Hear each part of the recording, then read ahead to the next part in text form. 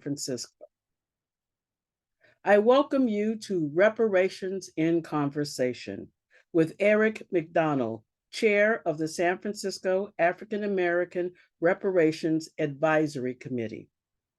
The committee has made recommendations for addressing the discrimination that Black residents have historically faced and continue to experience. We'll discuss the committee's reparations plan to support thriving Black communities across San Francisco tonight. The League of Women Voters of San Francisco is coordinating this event. We are a nonpartisan political nonprofit that defends democracy. We provide education to encourage people to vote in elections and participate in government. We also engage in advocacy to influence public policy that benefits the community. Thank you to our partners for tonight's event, and they are Glide Church, National Council of Negro Women, Northern California Region, National Association for the Advancement of Colored People, the San Francisco chapter, San Francisco African American Chamber of Commerce, San Francisco Alumnae chapter of Delta Sigma Theta Sorority Incorporated, and Showing Up for Racial Justice, San Francisco. A few housekeeping items. This event will last until 7 p.m. It is being recorded and will be on YouTube in a few days with a transcript. All Zoom registrants will receive the link via email when it is ready, and it will be on the League of Women Voters San Francisco.org website, on social media, and in our email newsletter. All partners will share the link as well. If you have questions for Eric, please type them into the Q&A.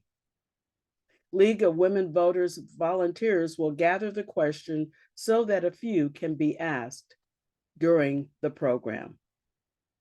It is my pleasure to now turn tonight's event to our host, award-winning journalist and educator, Michelle Fitzhugh-Craig. Michelle?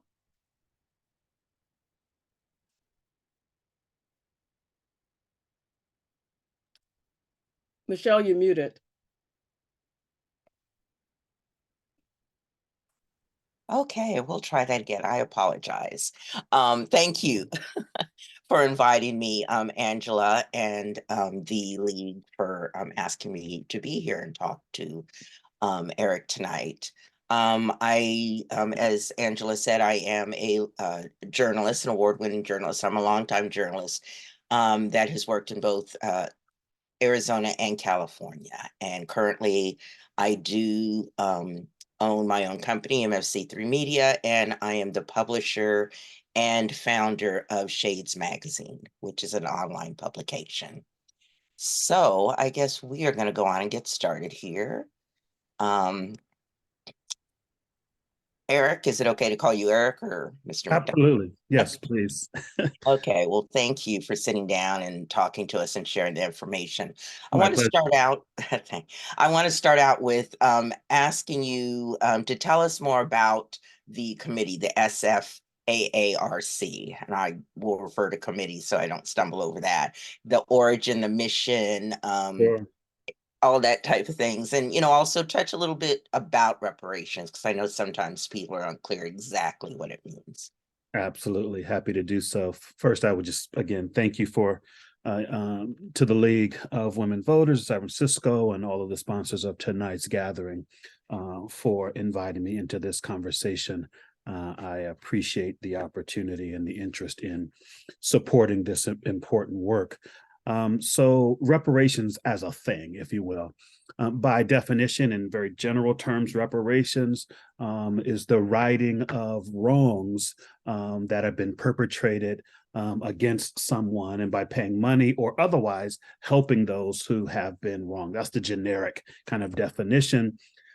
Apply that then, or sit that in the context of slavery and the, excuse me, the experience of African Americans here in the United States, and then apply to that the experience of Black San Franciscans. And so the San Francisco African American Reparations Advisory Committee was the result of legislation developed in 2020 by the Board of Supervisors, adopted in December of 2020, that created this committee and charged this committee with the responsibility of chronicling the historical harms historical up into the present harms experienced by Black San Franciscans, to chronicle those as in write them. Secondly, to then propose a reparations plan, we call it remedies against the harms, for all those harms that were chronicled, and then submit that to the city. The committee is an advisory committee, so with no power to implement, but only to recommend it. And so the committee was stood up in following that legislative decision in December of 2020. We had our first meeting in June of 2021, and that began our process. And so the first order of business was to determine how we would focus our efforts, and we determined that there will be 4 areas of focus: economic empowerment, education, health, and public policy. It was our determination as a committee that it was in these areas, largely, they embodied the areas that Black San Franciscans, historical and up until the present, experienced harm perpetrated, if you will, at the hands of the city and county of San Francisco. Once determining that, we then began a process of trying to capture, catalog, understand the history of San Francisco as it relates to the lived experiences of Black San Franciscans, going back as far as kind of the records would allow, and coming forward. The result of which was, the chronicling of those harms in all of the areas, everything from the discriminatory policies and practices. Many of us, at least currently, know of or aware of the work, the harms, frankly, perpetrated by the Redevelopment Agency and its efforts to revitalize the city and its impacts on the Black corridors of San Francisco, certainly the Fillmore, Bayview, Hunters Point, et cetera. And so we chronicled those and then began to identify a set of recommendations to address either interrupting current and past harms and practices, that many of which sadly have continued, to also put Black San Franciscans back on paths of opportunity for economic viability and building of wealth for Black families. And so we developed and determined what ultimately became a final set of recommendations that were presented to the Board of Supervisors, the Mayor's Office, and the San Francisco Human Rights Commission. Roughly 152 recommendations in those 4 areas. Again, that spoke everything from the provision of financial repair to eligible Black San Franciscans, to access to capital for entrepreneurship and business development, to access to public benefits, health access. All the areas where, again, we deemed and determined that there were harms that were experienced by Black San Franciscans. And then I'll just finally summarize by saying, it is a part of our final submission. We asked the city, we recommended rather, 3 overarching components. One, that the city issue a formal apology for past harms and commit to non-repeat and to make substantial ongoing systemic and programmatic investments in Black communities to address historical harms. 2, to establish an independent office of reparations within the city to then hold and implement the plans, the recommendations that we included in the proposal. And then 3, to create and fund a committee of community stakeholders that would stand outside of the city to ensure equity and continuity of implementation of the relevant policy initiatives independent of the city and county of San Francisco. We then also said to them, appreciating that there is a wide breadth of recommendations, over 150, we encourage them to focus in particular on the economic empowerment from the perspective that what was largely prevented, in some cases stolen from Black San Franciscans, were access to the paths to economic viability and the creation of wealth for families. And so it really encouraged the city to focus, therefore, in those areas to provide both immediate and then long-term relief to Black San Franciscans and their families. And so that was submitted at the end. The final report was submitted at the end of June of 2023. What has followed is just ongoing advocacy and engagement of the Board of Supervisors, the Mayor's Office, Human Rights Commission to encourage, again, adoption of some, if not all, of the recommendations in the report. I'll pause there and invite other questions. Thank you very much. Now, did you say how many members were on the committee? Thank you. I did not. Okay. So the committee is made up of 15 residents and members of the community here in San Francisco. Each of the members, per the charter that created the committee, represented some combination across them all of lived experience and or expertise. And so lived experience, formerly unhoused, formerly incarcerated, living predominantly in a African-American community, also covered age, also covered expertise in the area of finance and legal and scholarly experience. And so really a well-rounded, I would offer, group of individuals to hold this work and to represent Black San Franciscans. Yeah, I was going to ask you about the diversity, and you kind of broke that out. And how were they selected, and did the public take part in the choosing of it, or how was that done? So the selection was done by the Board of Supervisors. There was an application process. Okay. And so interested individuals applied through the Rules Committee of the Board of Supervisors. They did the initial vetting, determined the recommended individuals, which then went to the full Board of Supervisors for adoption. Thank you. Now, how does this committee differ from support or conflict with the state reparations, which we hear so much about? And I'm sure people Thank you for the question. Two different ones going on. Yeah. Yes, thank you for the question. So the primary distinction, and I would offer that there's no conflict. So the San Francisco committee is focused on and charged with chronicling and recommending a plan for reparations for the harms caused by the city and county of San Francisco, period. As distinct from the California Reparations Task Force, which was charged with chronicling the harms and proposing a plan for reparations for harms caused by the state of California.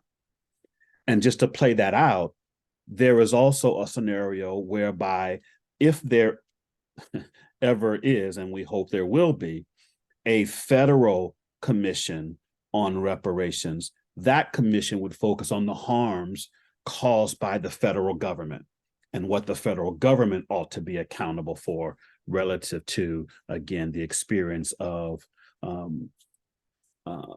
African Americans here in the United States. So that's the distinction.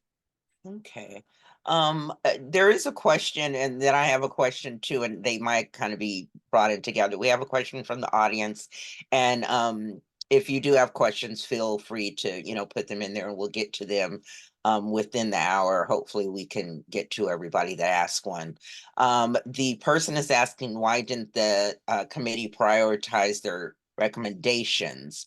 But I'm wondering, what do you think are the strengths and weaknesses of their approach, of the committee's approach, and what they're doing? So I don't know if that kind of ties in as far as, why they decided on certain recommendations versus others. Sure.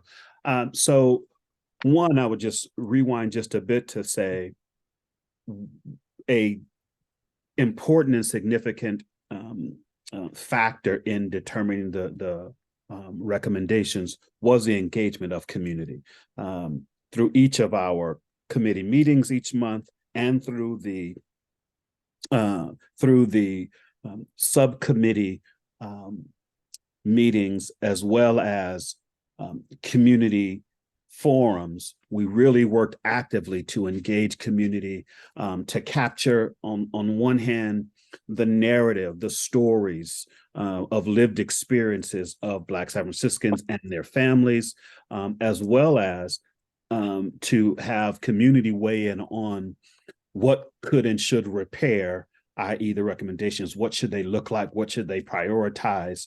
What should they center? And so the committee, again, through the subcommittees most centrally, took all of that in and determined then what the recommendations would be. Specifically to the question of why didn't we prioritize, we actually had pretty robust discussion about prioritization. And the primary reason we did not prioritize is because we didn't want to suggest that a particular harm and therefore a remedy was more important than any other. And so we wanted them each to stand on their own. Now, having said that, in some ways we did ultimately prioritize, because in our final submission and kind of the cover note, if you will, to the city, we did, under each of the issue areas, economic empowerment, education, health, and public policy, we did make lift up specific recommendations, suggesting that they start there. So we backed our way into prioritization, but we also didn't want to, again, dilute the importance of all of the recommendations. Okay.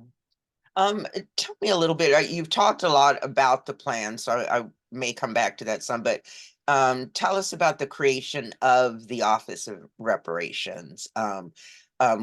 Budget wise, how does that play in political process necessary to create it? How would the public engage with the office? Are they able to?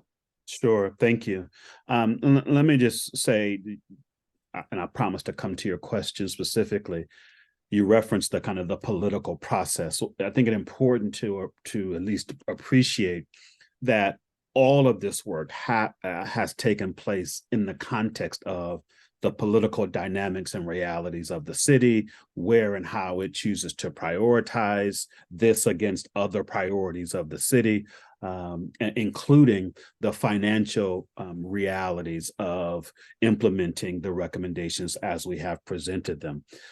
For those who've paid any attention to this work over the last couple of years, you will recall that there was lots of reaction, public reaction, political reaction, even international reaction to our initial set of recommendations that led with financial repair. And the reaction was, what would that do to the city budget? And part of the way that the committee has held this work of developing these recommendations was our charge, as we interpreted it from the charter, was not to figure out how the city would make all of this happen.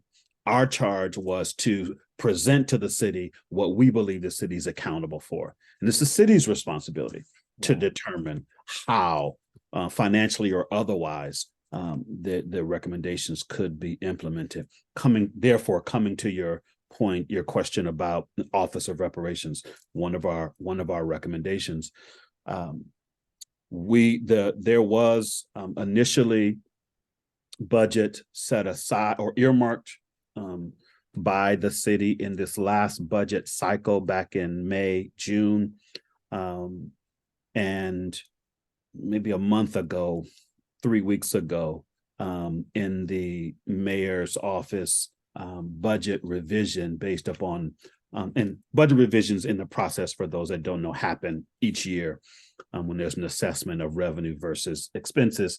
And in this year's round of budget revision, those funds were removed.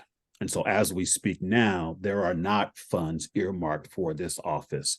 There is a commitment on the part of the Board of Supervisors to continue to work on identifying resources for that. But let's just fast forward, presuming resources are found, office is stood up.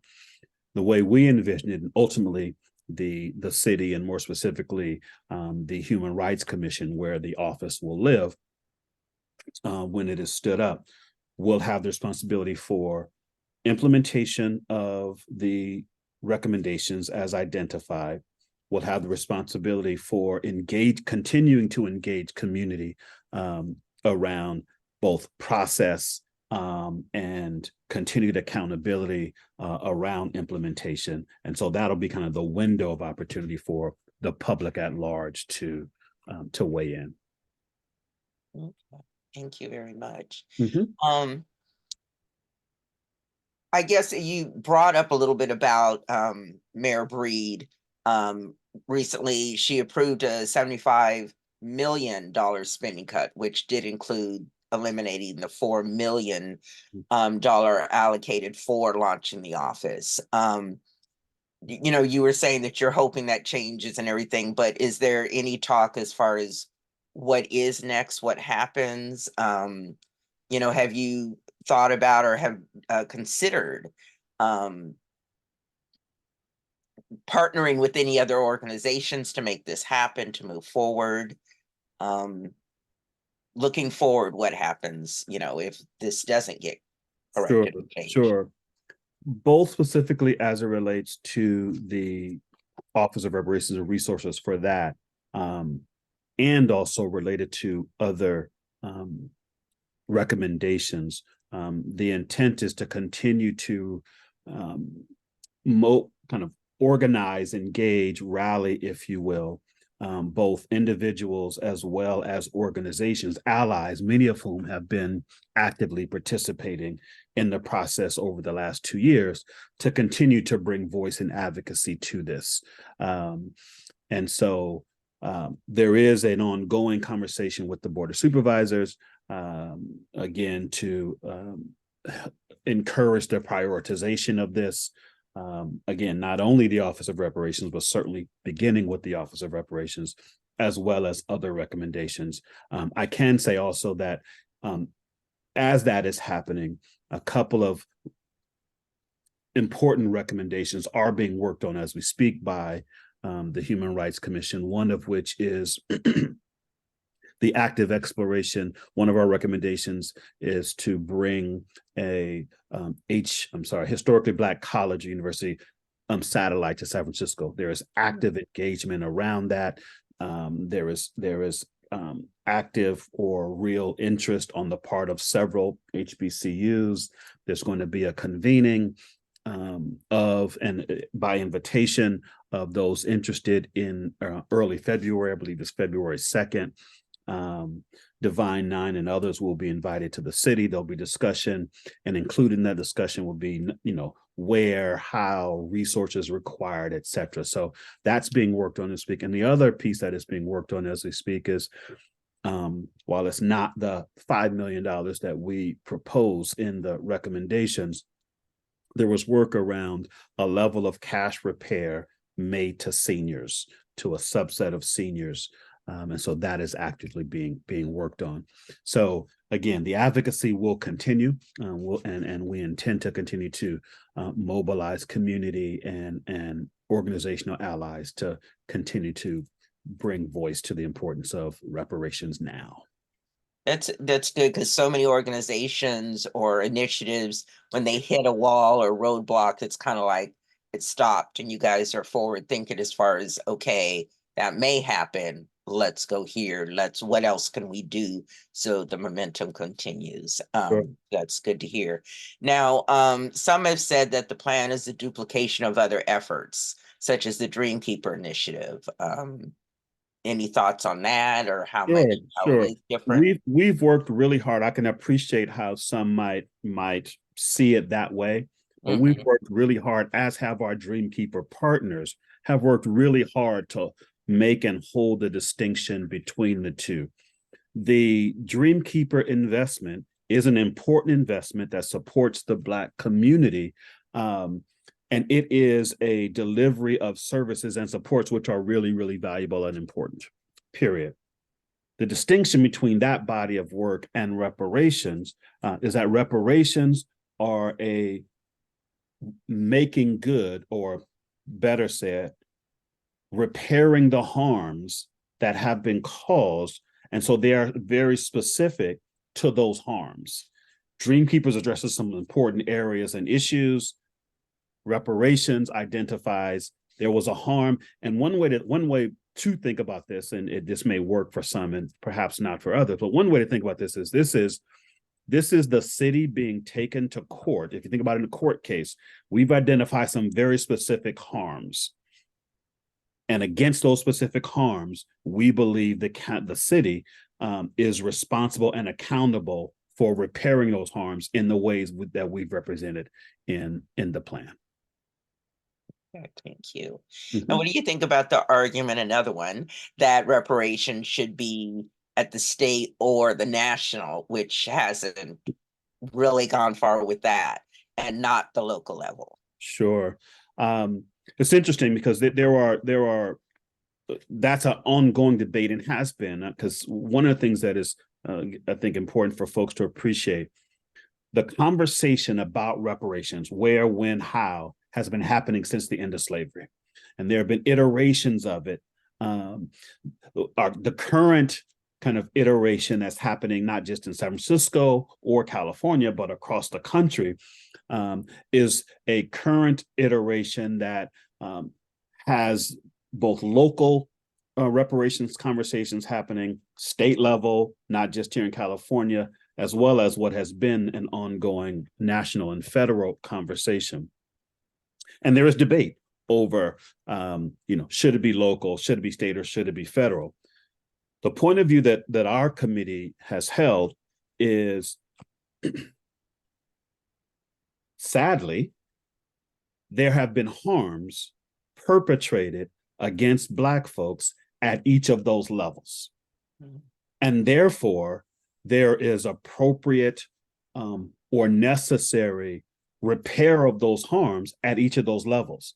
The federal government is not responsible for the harms caused by the city and county of San Francisco by its policies that have impacted Black folks. They're not responsible for the destruction of the Fillmore Corridor, the Harlem of the West, through that redevelopment effort. They're not responsible for the harms perpetrated by the policies that have and the redlining that took place in San Francisco. Similarly, San Francisco is not responsible for the federal government and the ways in which it first just enabled chattel slavery and all of the descendants of chattel slavery, Jim Crow laws, etc. So our perspectives, there is an appropriate place for reparations at each level of government.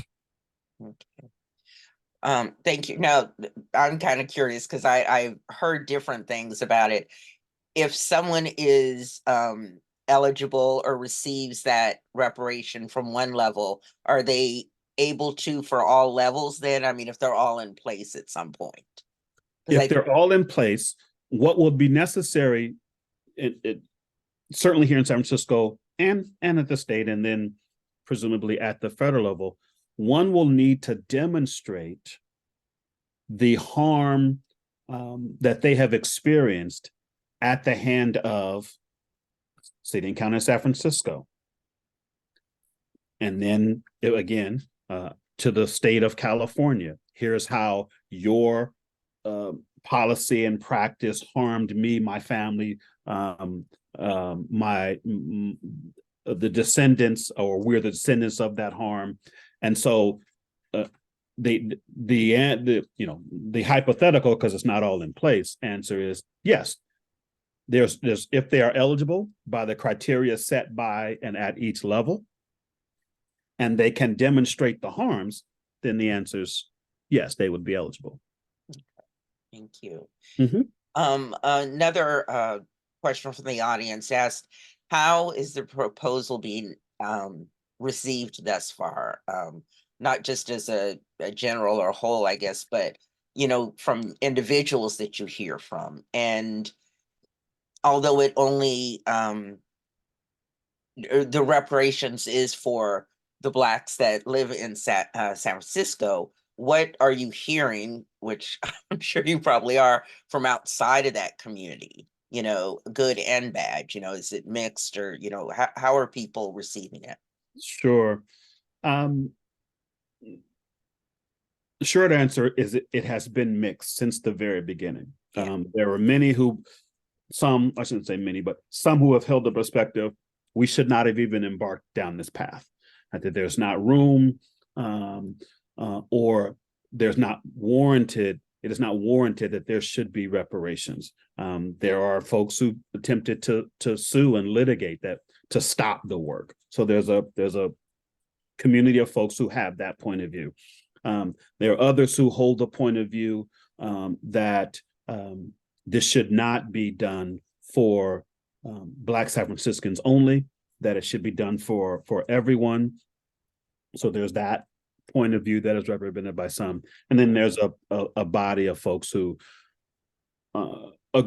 align with the importance of doing this body of work related specifically for Black San Franciscans and the historical harms that have been perpetrated. So we've heard it all. And we've heard that not only here in San Francisco, but we've heard it from kind of voices across California and the country. And folks have weighed in at all levels, and both media and social media have weighed in significantly across all those perspectives that I just represented. I'm curious now, are there other cities, probably major cities, that are doing this type of committee or initiative to bring reparations to their residents, and where are they? So there's a growing number of cities that are having this conversation. I say it that way because they're having a reparations conversation. How they focus, it isn't exactly the way we've focused, but they're having their respective reparations conversation. City of Berkeley is having a conversation here in the Bay Area. City of Berkeley is having a conversation. Hayward is having a conversation. And then a little further out, Palm Springs is having a conversation here in California. And so there's probably 7 or 8 communities here in California that are having the conversation. And then there's a growing number of both city and state conversations across the country. As a matter of fact, there is a website for those who are interested. It's called the African American Redress Network. Are they .org or .com? I believe they're .com. That they are, and this is a site that you can go to, and they are chronicling and capturing as the initiatives get created in various communities. They're capturing that, and you can go and see who's doing it where, what they're focused on, and it's a very informative site. But yeah, it is a growing conversation. And just connecting this question to the earlier question around, again, the levels, local, state, federal. Right. Those that support local efforts believe that not only is it important because of the local harms, but we also believe that it can be a part of the growing, if you will, chorus of voices that then can encourage a federal movement at the federal level. Right. Not everybody agrees with that, I acknowledge, but those that support the local reparations efforts believe that it can contribute to that national conversation. Right. Thank you. Now you talk about that chorus, voices and that movement and growing. How can people become more engaged with this? I mean, we know there's a committee and we hear things, in the news or whatever, but how can people get more involved, or what are you doing on that, I guess ground level to say, hey, it's time to come help us now? Sure. Well, one, we will continue to invite folks through the web presence that we have, keep folks informed. Two, really encouraging folks to bring their advocacy voice into the conversation. By that, we mean, one, hold legislators, our board of supervisors, mayor's office, et cetera, accountable. And so bringing your voice to board of supervisors meetings, as well as other public convenings, making the support of reparations a part of the upcoming electoral cycle. That is happening in 2024, and making that an active part of your discussion and consideration when you are determining, again, candidates you want to support. I mean, we believe pretty strongly that it ought to be part of the litmus test for candidates, and folks can decide if and how they want to represent it that way. But we believe that is an important way.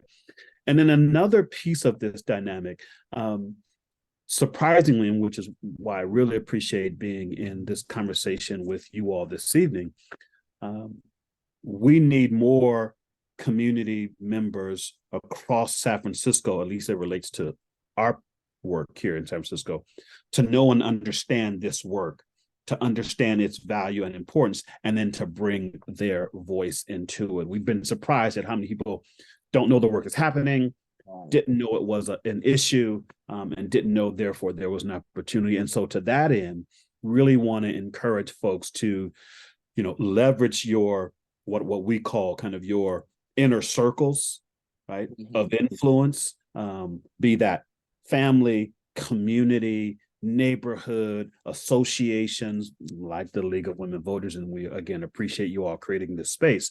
And so all of those ways, again, activating increased knowledge and understanding of the work, the stressing of the importance and of this body of work, and then holding the legislators, accountable for alignment, adoption, and support.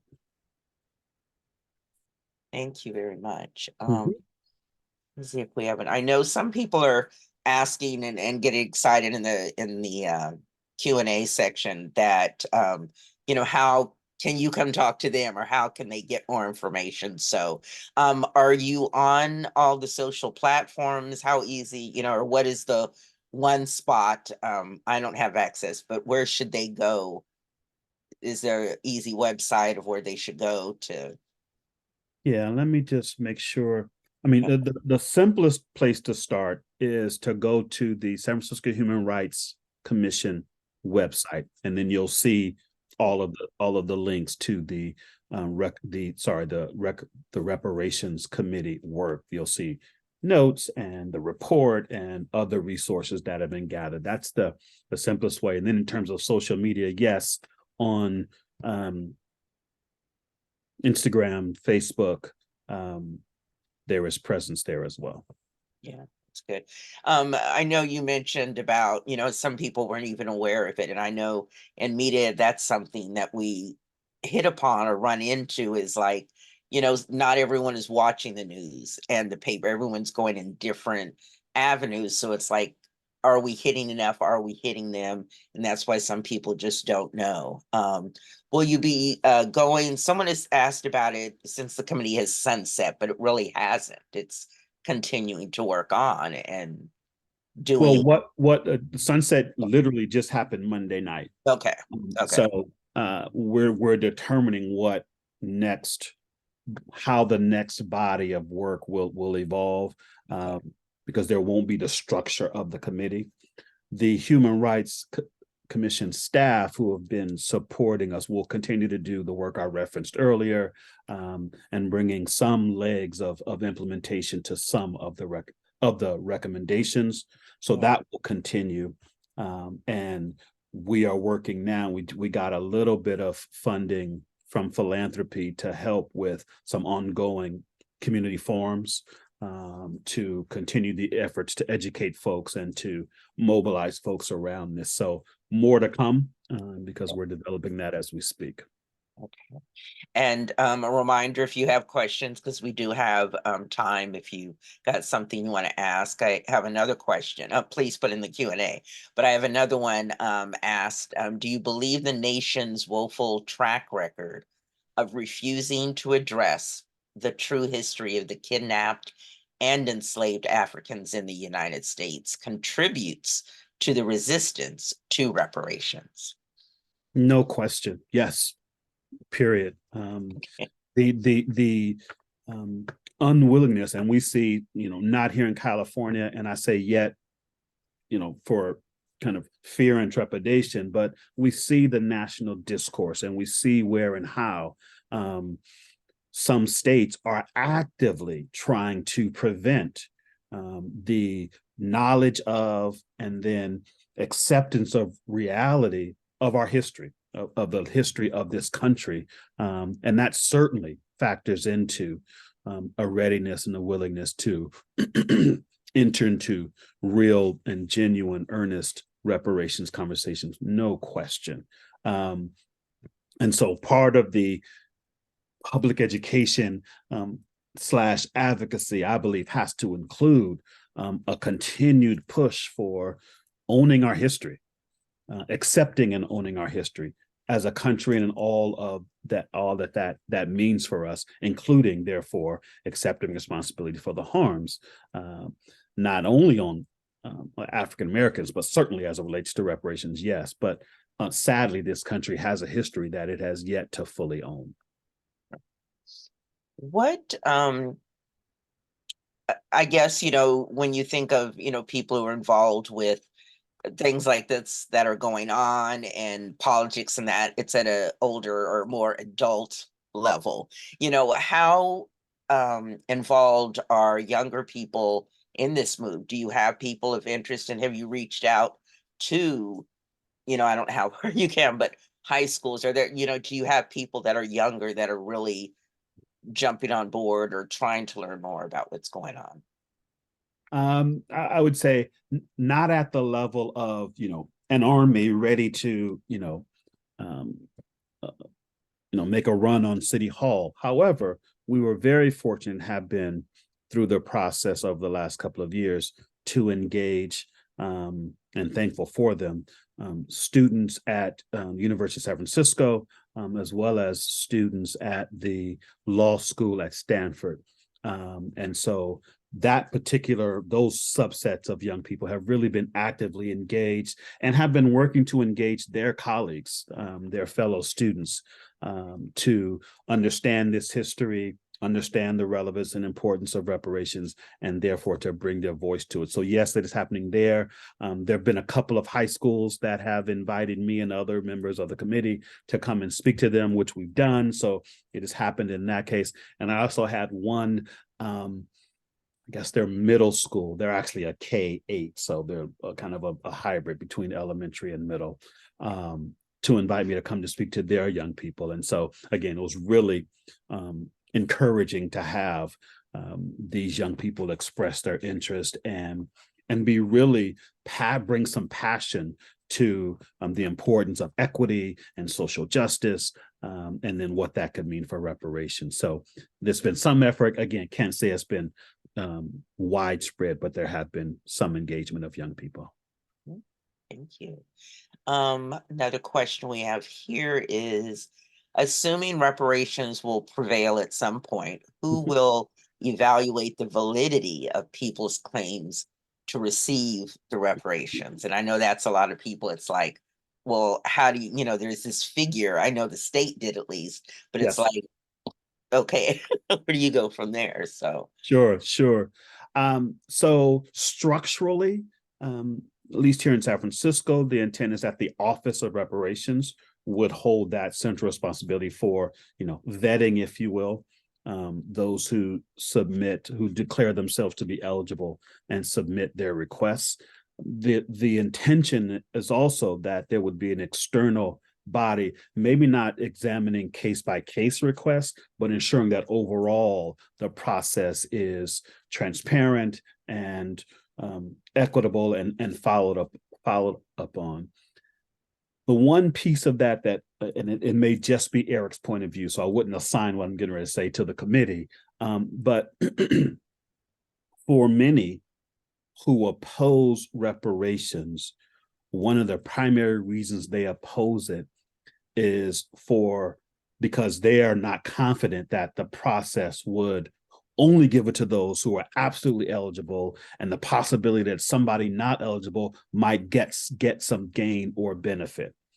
And while I understand that concern, my point of view is that is not cause not to do reparations. That is cause to try and ensure that the process is efficient and has the right accountabilities and transparency, absolutely, but not a reason not to do reparations. And so just wanted to offer that as well. Okay. Are you able to expand on that? Why is it not? Because for many, the basic argument against reparations is too complex. Mm-hmm. And I believe, and I don't mean this as tongue-in-cheek as it may sound, I believe if we can figure out how to put people on the moon, if we can figure out how to solve medical issues that we once believed not solvable, I believe we are smart enough to figure out the mechanics, the math, and the complexities of how to distribute reparation to Black folks. And so I don't believe that the argument that is too complex is a case for not doing it. Candidly, my perspective is an excuse not to do it, because I don't argue that it is complex. It is. Right.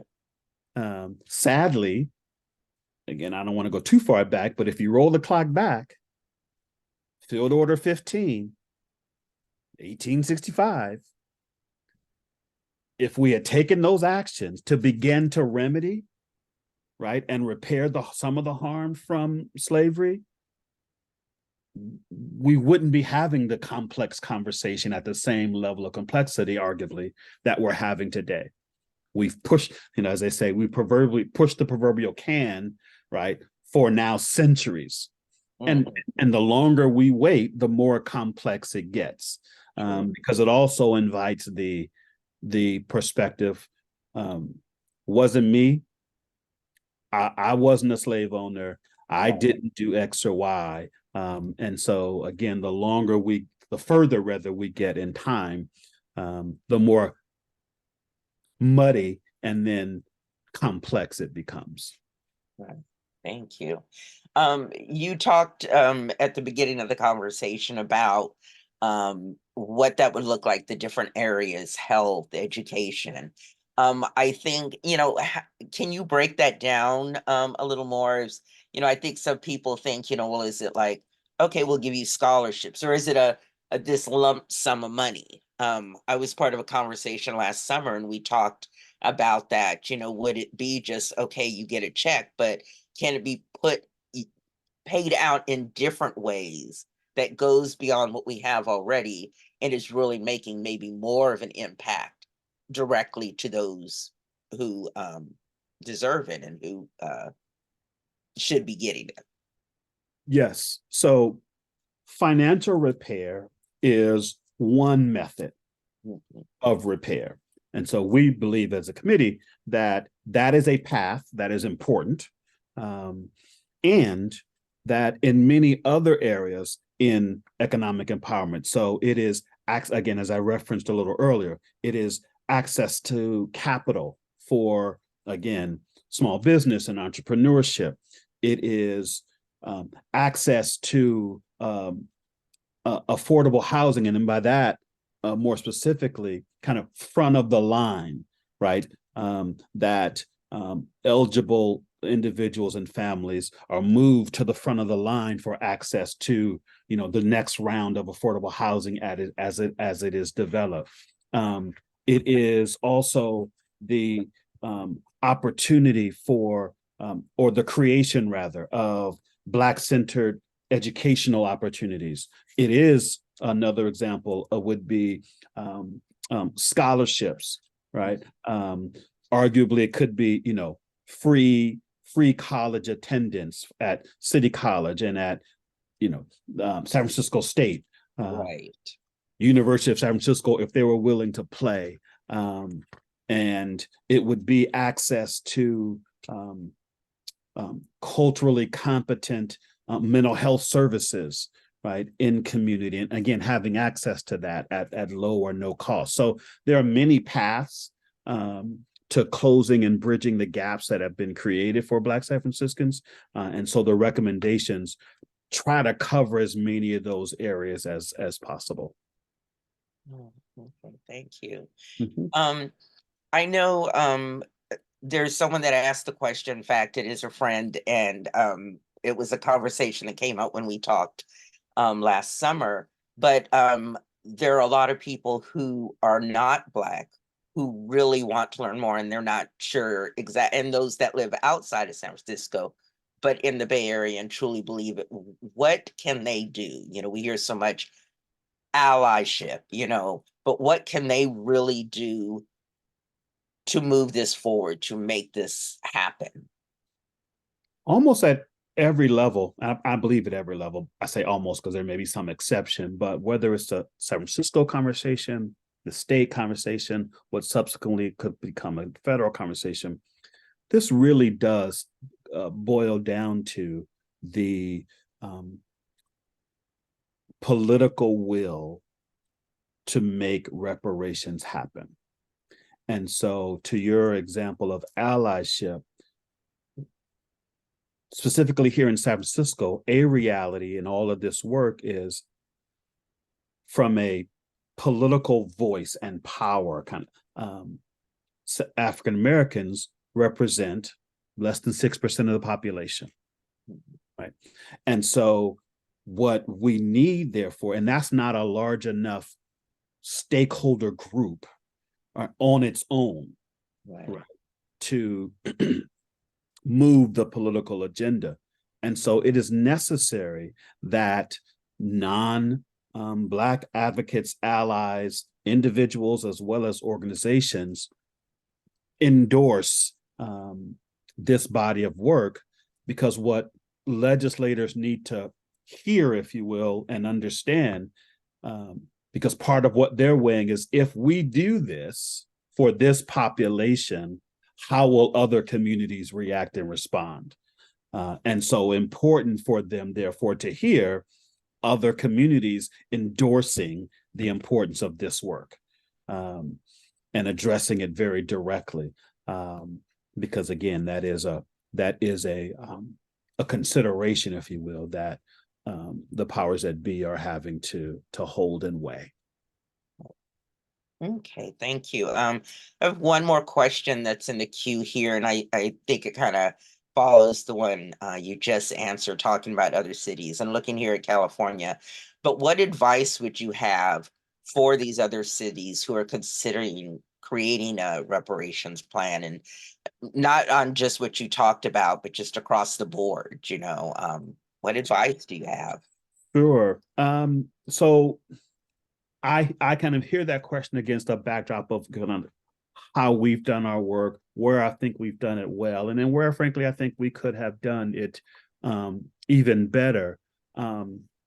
Where I believe we've done it well, and what I would advise others, is to actively engage as broad a cross-section of community as you possibly can from day one. Right, engaging them in understanding what it is, engaging them to understand the harms that you are identifying, engaging them in the shaping of recommendations, and all throughout engaging them in the ongoing public and community education as possible, And the one an area that I believe we could have done a better job is harnessing that collective voice early on, so that when we got to this moment of opportunity for implementation, there was a stronger and louder voice endorsing and pushing to adopt, and working on that while you're developing your plan.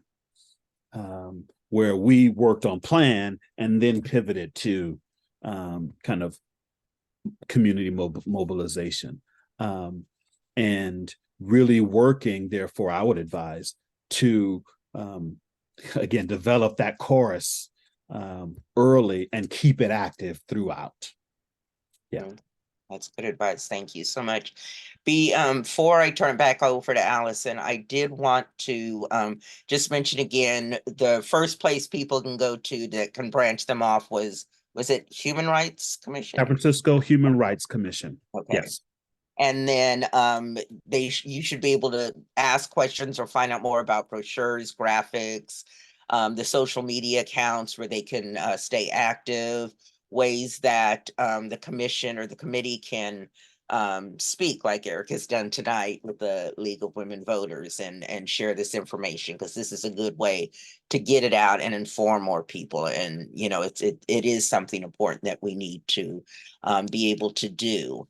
I think that's all I have, and there are no more questions. So Allison, if you're ready to come back, and thank you, Eric, for talking with me and everyone else and answering the questions. My pleasure. Thank you again for having me.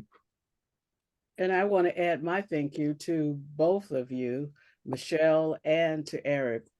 Thank you so much for tonight's discussion. It's been very fruitful and informative. So I would invite you to visit the leagueofwomenvoters.org to learn more about the March and November 2024 elections and the issues that are coming up, such as redistricting, government transparency, and community safety. You can sign up for our League of Women Voters newsletter, and you can learn about future events like this one on our website. So again, I want to thank everyone for attending this evening, and have an enjoyable rest of your evening. Thank you so much. Good night. You. Good night. Good night.